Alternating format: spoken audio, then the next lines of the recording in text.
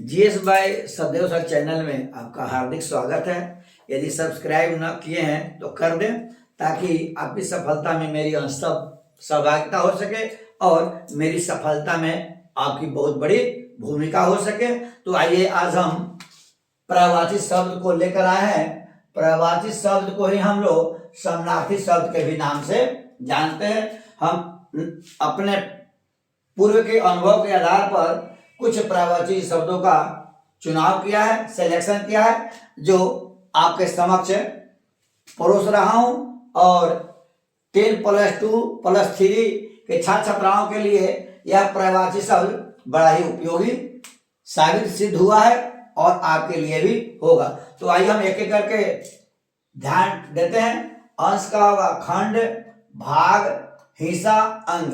आकाश का गगन, नभ, अंबर, व्योम। आंख का नयन, लोचन, दीर्घ, चक्षु, नेत्र। इंद्र का है देवराज, महेंद्र, पुरंदर, वज्रपाणी। पंकज का कमल का है पंकज, राजीव, पुष्कर, अरविंद।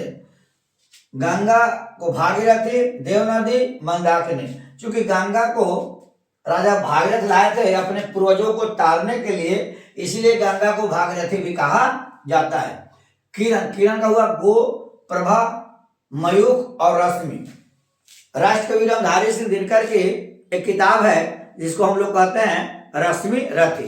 तो रश्मि का होता है किरण, अर्थात राष्ट्रकवि रामधारी सिंह दिनकर ने अपने रश्मि रथी में रश्मि किसे, अगर आपसे पूछेगा कि राष्ट्रकवि रामधारी सिंह दिनकर ने रश्मि रथी में रश्मि किसे कहा है, तो रश्मि का जानते हैं किरण होता है, लेकिन राष्ट्रकवि रामधारी सिंह दिनकर ने इस अपनी किताब में रश्मि की अगर तुलना की है तो कर्ण से की है, इसलिए मैंने कर्ण को यहां लिख दिया है।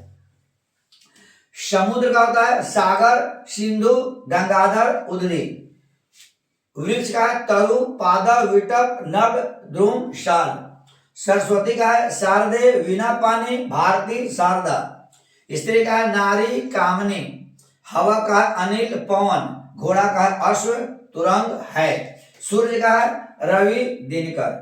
बसंत का है ऋतुराज, बहार। अपमान का होगा उपेक्षा, अवज्ञा।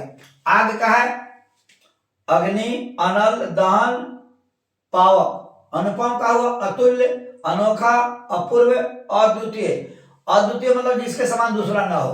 अमृत का है अमीय, पीयूष, सुधा। आम का है आम्र, च्युत, रसाल, सहकार। कपड़ा का है चीर, वसन, पट, वस्त्र, अंबर। कामदेव का है अनंग, मदन, रतिपति, कंधर, काम। गणेश का है लंबोदर, एकदंत, गजानन, गणपति। राजा का है सम्राट, भूप, भूपति, महीपति, नृप। संसार का है जगत, भुवन, विश्व, जगति। सर्प का है फंधर, विषधर, सांप और भुजंग। हवा का है पवन, समीर। महादेव का है शिव, शंकर। घर का है गृह, आवास, भवन। और यह कुंजर का होता है हाथी, गज, मातंग। जब अयोध्या में धनुष यज्ञ चल रहा था और राजा जनक जी यह प्रतिज्ञा कर लिए थे कि जो धनुष को तोड़ेगा उसी से मेरी प्यारी बेटी, लाडली बेटी सीता की शादी होगी। लेकिन सभी जितने भी राजा आए सभी के सभी असफल हो गए। इसलिए तुलसीदास ने लिखा भूप सहस 10 एक ही 12, लगे उठावन टरही न टरा। 10,000 राजा एक बार मिलकर उठा रहे थे लेकिन धनुष हिला नहीं। तो धनुष नहीं हिला तो राजा जनक बड़ा उदास हुए। राजा जनक भी बड़ा उदास हुए, बोले तजहु आज तक निजा निजा गृह जाऊं। सभी राजा को बोले कि अब आप लोग जो शादी की उम्मीद को लेकर आए थे कि सीता से मेरी शादी होगी, इस उम्मीद को लेकर आप जाएं। राजा जनक भी बड़ा उदास हो गए। तब अंत में विश्वामित्र अपने राम को आदेश दिए कि जाओ तुम धनुष तोड़ो।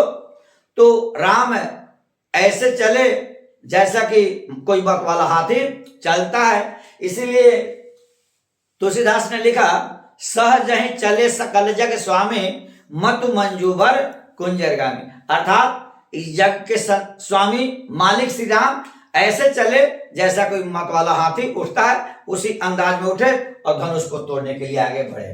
तो कुंजर माने हाथी होता है। पृथ्वी माने भू, पृथ्वी को कहते हैं भू, भूमि, धरणी।